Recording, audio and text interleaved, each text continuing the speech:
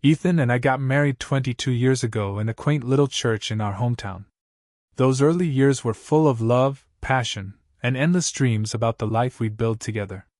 We were inseparable, stealing kisses during afternoon strolls through the charming streets of our town, holding hands like teenagers in love. At night, we couldn't get enough of each other, and during the day, we just enjoyed being close. A couple of years into our marriage, our daughter Madison was born, and everything started to revolve around raising her. Somewhere along the way, our relationship shifted. The passion mellowed, and we settled into a rhythm that felt more like a routine than a romance. Ethan became a long-haul truck driver, taking week-long trips across the country. Every time he came back, it felt like a mini honeymoon, and that setup actually worked well for both of us.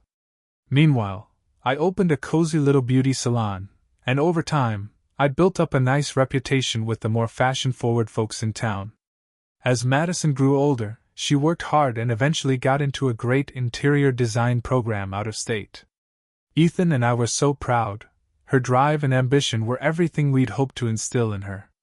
But during Ethan's most recent visit home, something felt off.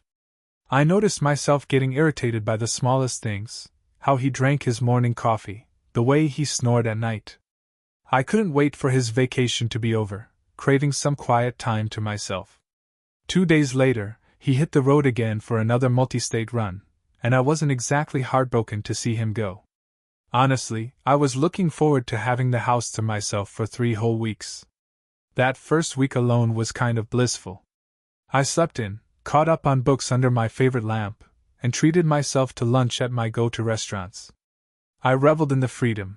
No responsibilities, no schedule. Just me, doing whatever I pleased. But by the second week, that solitude started to wear thin.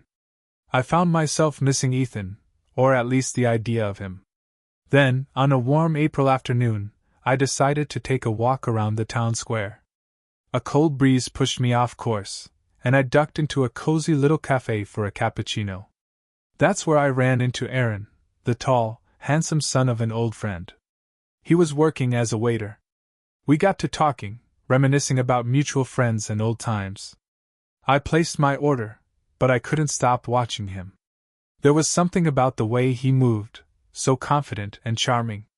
His smile, his broad shoulders, it all left me flustered. He looked at me like I was the most beautiful woman in the room, and for the first time in years, I felt desirable again. That night, I dreamt about him. An erotic dream that left me breathless when I woke up. The next day, I could barely concentrate at the salon. My thoughts kept drifting to Aaron. I found myself checking out his social media, scrolling through his photos more times than I'd care to admit. One day, Ethan caught me looking at Aaron's Instagram and immediately got suspicious. We argued. He thought I was hiding something. And even when he left for his next trip, he didn't say a proper goodbye. A few days after he hit the road, Aaron messaged me on Facebook. He told me he'd been thinking about me and wanted to see me again. I took it as a sign. Maybe fate was nudging me towards something new. I invited him to dinner at a cozy Italian place by the waterfront. We had a few glasses of wine, and before the night was over, we were kissing in the back of a taxi. One thing led to another, and I invited him back to my place for the night. Ethan wasn't due home for another 3 weeks, and I didn't see a reason to hold back.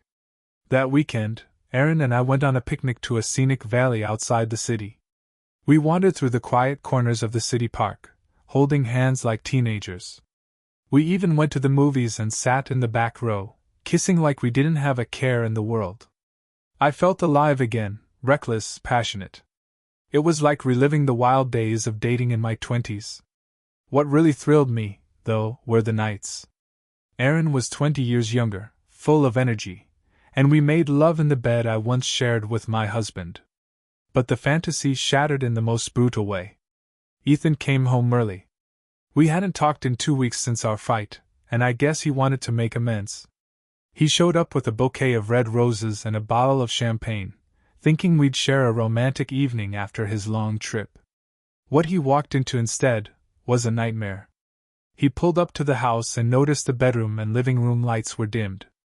That made him smile, thinking I was setting the mood.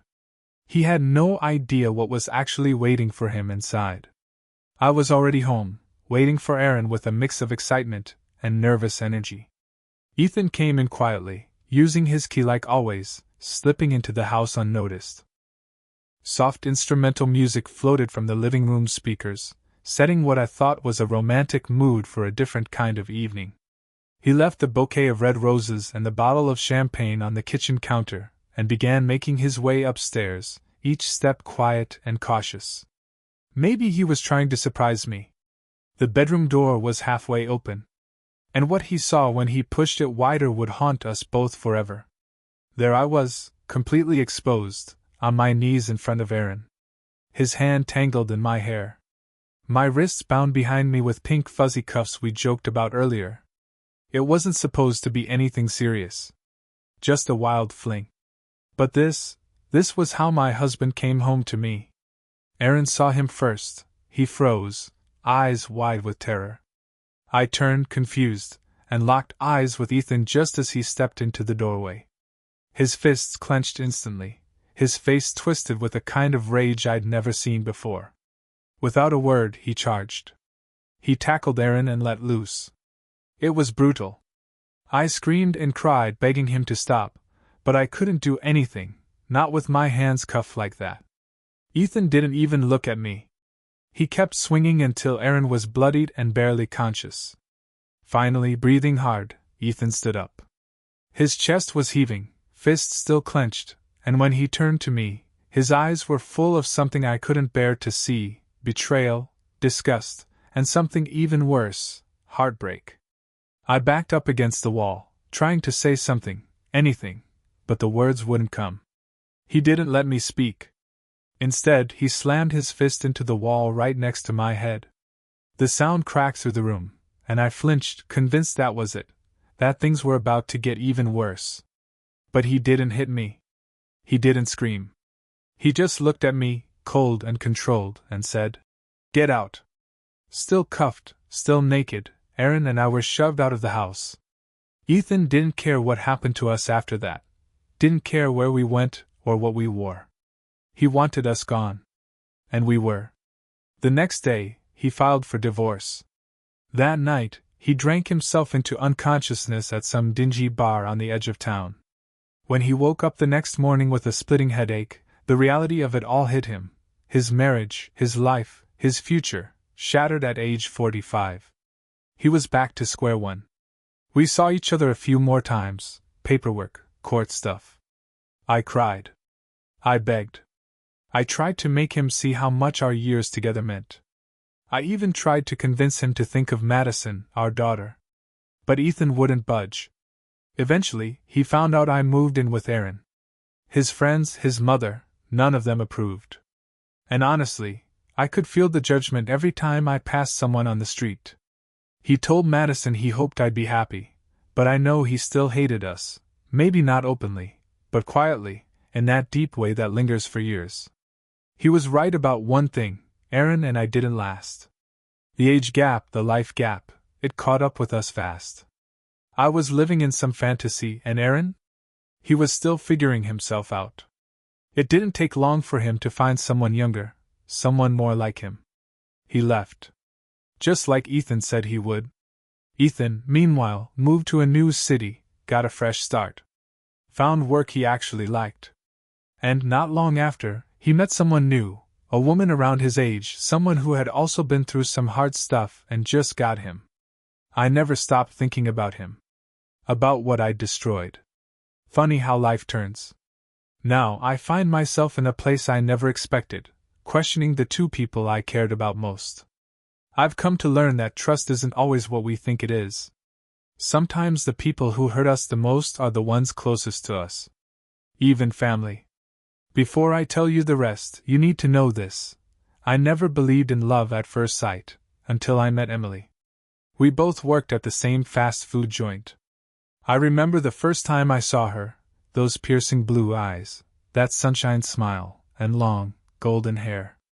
She lit up the whole place. Before Emily, I was all about casual flings.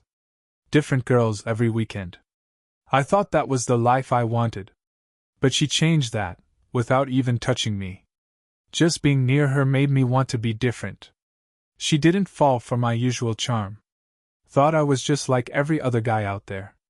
And honestly, I kind of was. But I was determined to prove her wrong.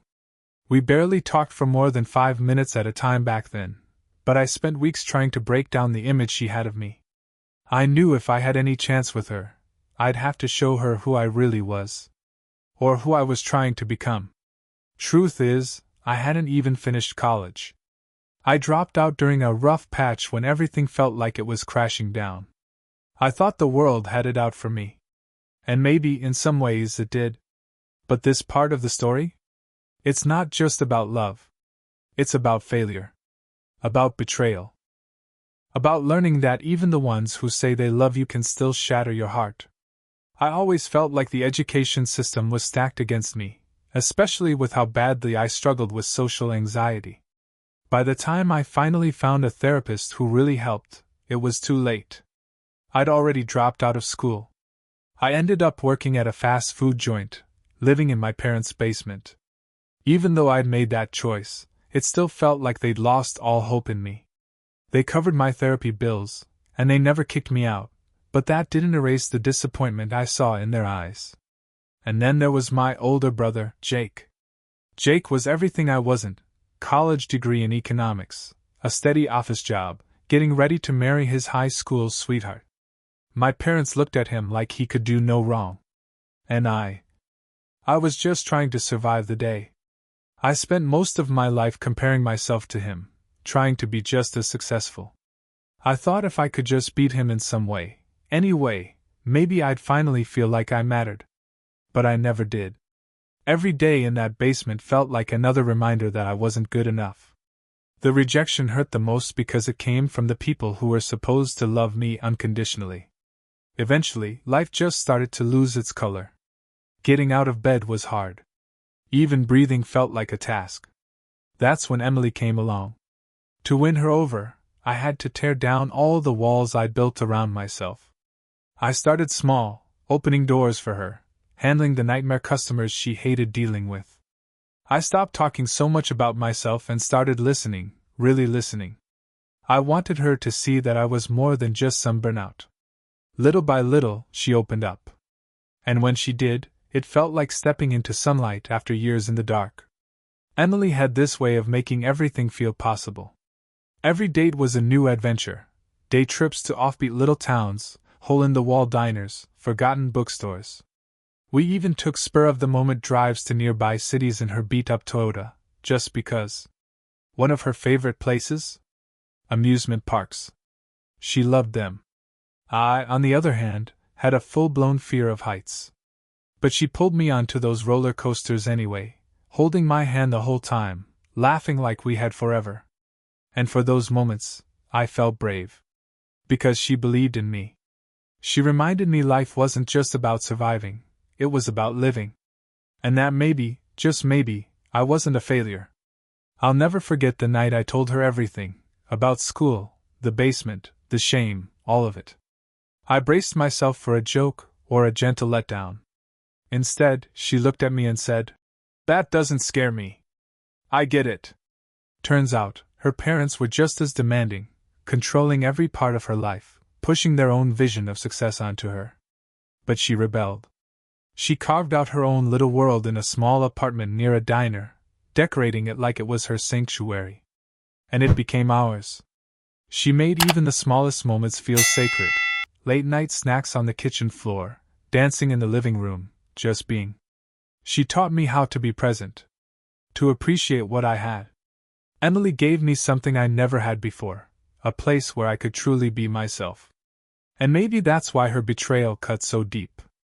I should have listened to my gut, but I ignored the signs. Against all reason, I introduced her to my parents. I don't know why, maybe some twisted part of me still wanted their approval. Emily was the only real light in my life, and I wanted them to see that. To see her. That night, she met everyone, even Jake. His fiancée was there too, so I didn't think anything of it. They talked, they laughed a bit. It seemed innocent enough. I told myself it was nothing. But something changed after that night. Emily started pulling away, subtle at first. She wasn't texting me as much. Our conversations felt more distant. Her laughter didn't come as easily, and our time together felt forced. At first, I brushed it off. Told myself I was being paranoid or maybe just too clingy. But deep down, I knew something wasn't right. I just didn't want to admit it. I kept telling myself it was all in my head, that maybe Emily was just stressed or going through something she didn't want to talk about. She'd always been my safe place, my rock, the one I jokingly called my little therapist. I leaned on her for everything. But I couldn't see the warning signs. Or maybe I just didn't want to. In a desperate effort to hold on to what we had, I tried everything I could think of. I stayed close, checked in constantly, offered her emotional support, but nothing worked. Instead of feeling loved, she started looking at me like I was a burden, like I was invading her space. My concern came off like I was prying, and suddenly, the intimacy we once shared felt like a violation to her. Almost overnight, everything changed. She stopped wanting to do the things we loved. No more movie nights, no more spontaneous trips or amusement parks. Our conversations dried up. It felt like I was watching our relationship dissolve in real time, and I was powerless to stop it. I was terrified. Emily had become my whole world, the one person who made life bearable. The idea of losing her felt like losing everything that made me me. In a moment of panic, I did something impulsive. I picked up a second job at a local shoe store. I know it sounds ridiculous, but I really believe that if I could buy her more gifts, maybe I could win her back. Maybe I could make her smile again. And at first, it seemed to work. She lit up when I gave her little things, a new dress, her favorite skincare, a pair of earrings she'd once pointed out at the mall. Her smile was real, at least it looked real. But none of it mattered. No matter how hard I tried, no matter how many gifts, how many hours I worked, how many nights I spent dreaming up new ways to make her happy, nothing changed. If anything, the more I tried to show my love, the faster she seemed to pull away. So I tried the opposite. I gave her space. I thought maybe if I stopped hovering, she'd start to miss me. Maybe she'd realize I wasn't trying to smother her, I was just afraid of losing her. And for a while, it looked like it was working. Our conversations picked up a bit. She started to sound like herself again. I let myself believe that we were repairing things, slowly but surely. And then came the bracelet. She'd been eyeing it for months, a beautiful, delicate thing she'd seen in a shop window downtown. I saved up for weeks, scraping together every spare dollar. When I finally bought it, I paired it with her favorite flowers and wrote a note that poured out every feeling I had left in me. I just wanted her to know, really know, how much I loved her. The day I went to give it to her, I felt like a little kid again. Nervous, excited, full of hope. I had a spare key to her place, so I let myself in quietly. The lights were dim, glowing softly beneath the closed living room door. But something felt off. There was a sound coming from the living room, soft at first, but strangely intense. Not the TV. Not music. It was more human. My stomach dropped. My pulse picked up. I froze for a second, debating whether to call out or just leave. But I had to know. Step by step, I moved toward the noise, careful not to make a sound. My palms were sweaty. My throat was dry. I could feel something breaking inside me, and I didn't even know why yet. And then I peeked around the corner. My heart didn't just break, it exploded. There on the couch, the same couch where we had cuddled during storms, binged Netflix, and whispered about the future, was Emily. Wrapped up in someone else's arms. But not just anyone. It was Jake. My brother. I stood there, frozen. It was like everything stopped. Time, sound, even my heartbeat. My brain scrambled for an explanation, any explanation that might make sense of what I was seeing. But there wasn't one. There was no excuse big enough to explain away what I saw on that couch. My brother Jake, my own brother, was wrapped around the woman I loved. Emily, The one person I thought I could count on, the one who'd brought light into the darkest corners of my life, was tangled up with him in the most intimate way imaginable. The betrayal didn't just cut deep, it gutted me. I don't even know how I managed to move. Somehow, I backed out of the room and down the hallway, not making a sound. I didn't want to give them the satisfaction of knowing they'd broken me. But inside, I was unraveling. My chest felt like it was caving in. My skin was on fire. My world, the tiny, fragile world I'd built with Emily, was collapsing right in front of me. That night I didn't sleep. I couldn't. My head spun with everything: Jake, Emily, all of it.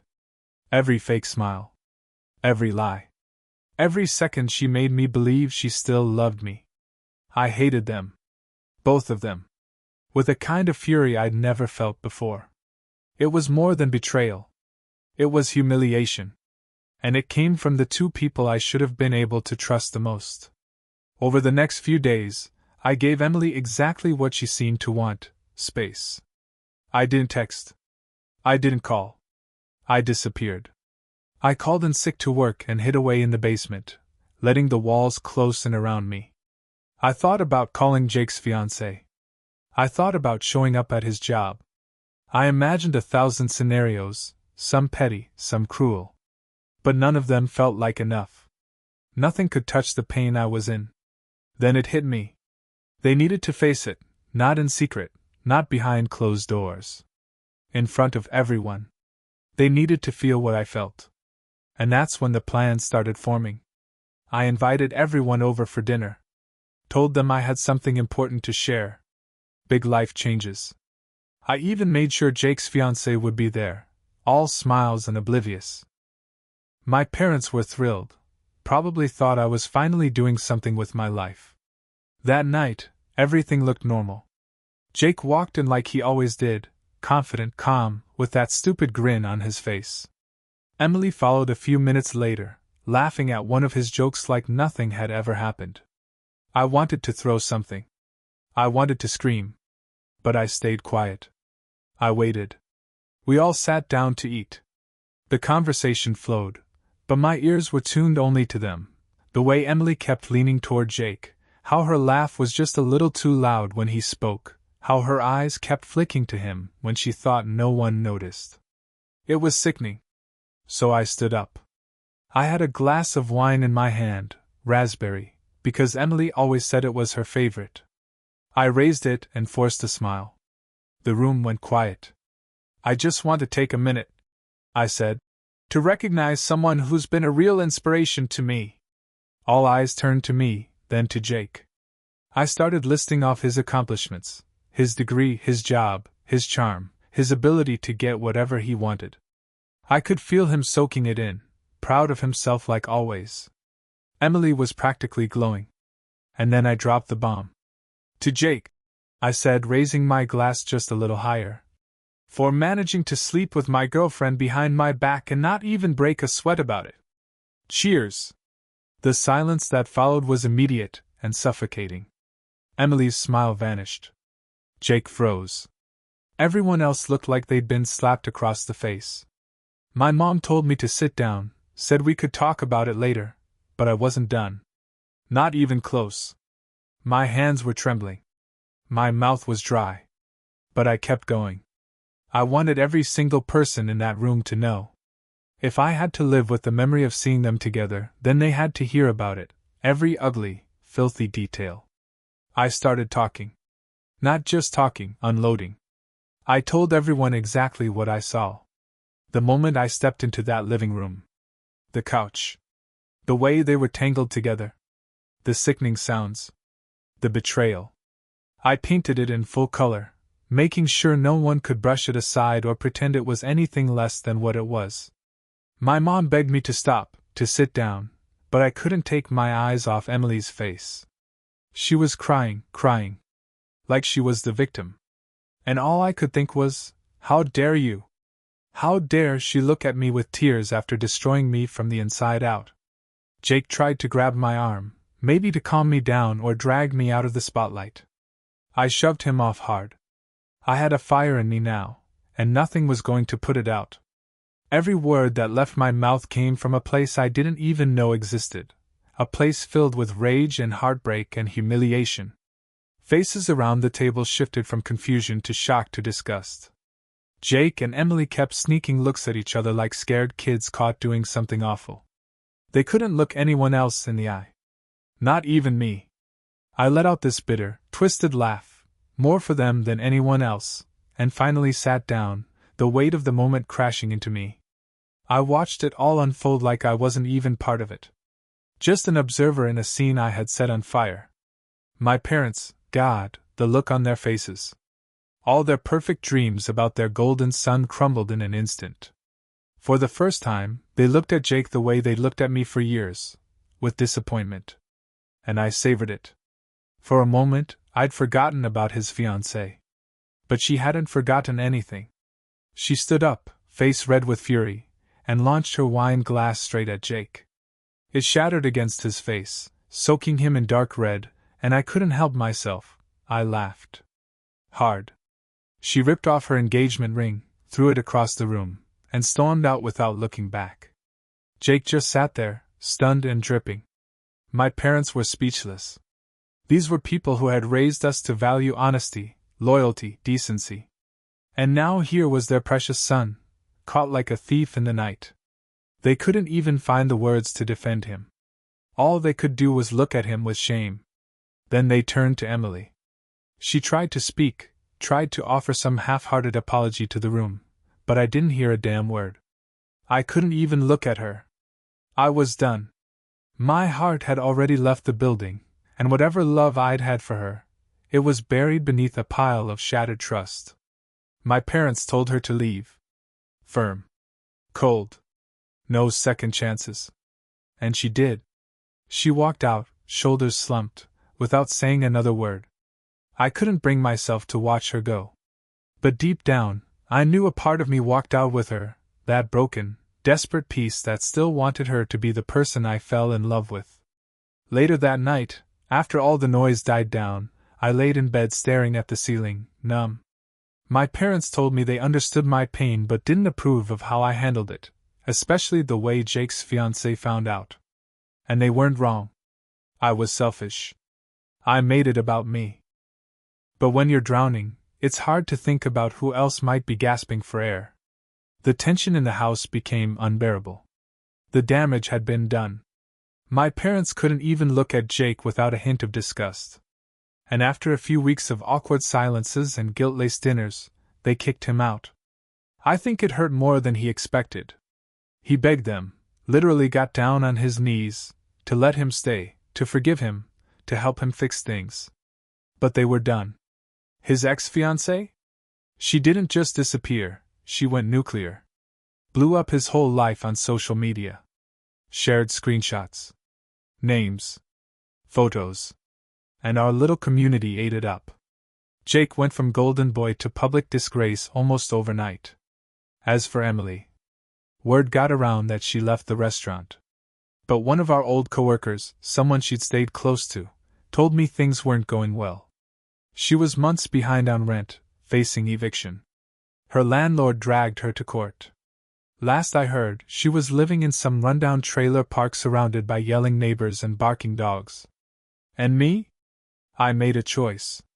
I wasn't going to keep chasing ghosts or trying to recreate what I had with her.